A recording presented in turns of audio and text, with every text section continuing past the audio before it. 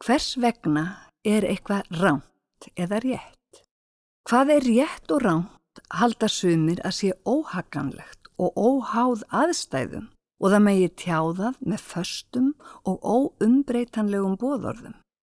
Slíkt fólk leitar oft í trúarlega texta eða yfirvald til að reyna að komast að því hvað Guð vill að það geri.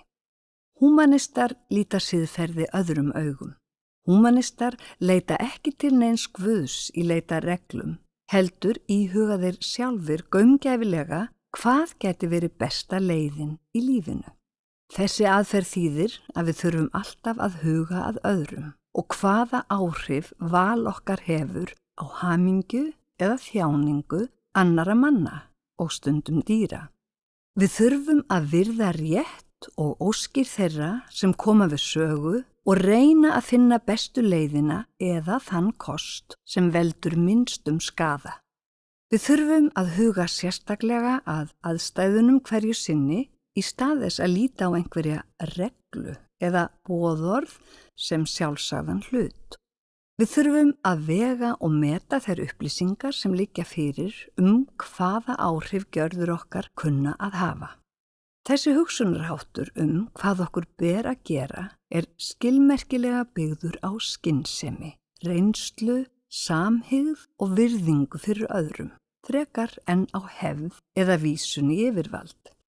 Þetta kann að virðast erfitt, en sem betur fer gera flest okkar þetta oftast án þess að hugsa nokkuð út í það. Siðferði er ekki eitthvað sem hefur borist mannfólkinu utanfrá, fengið að gjöf frá utanakomandi krafti eins og Guði.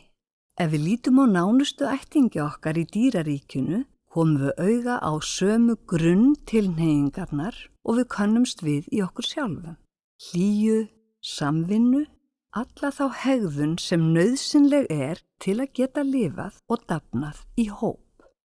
Það er ljóst að félagsleg eðlisávísun okkar myndar grunninn að siðferði og að hún er eðlilegur hluti af mennskunni.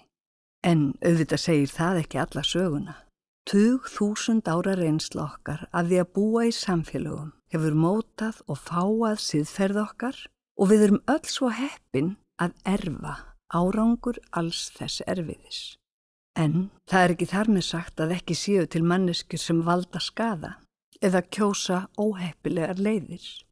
En þegar allt kemur til alls, þá er siðgæðið frá okkur komið, ekki neinum Guði. Það snýst velviljað fólk með félagslega ábyrgðartilfinningu, það snýst að vera ekki fullkomlega eigingjarn, væntumþykju og tillitssemi í garð annara.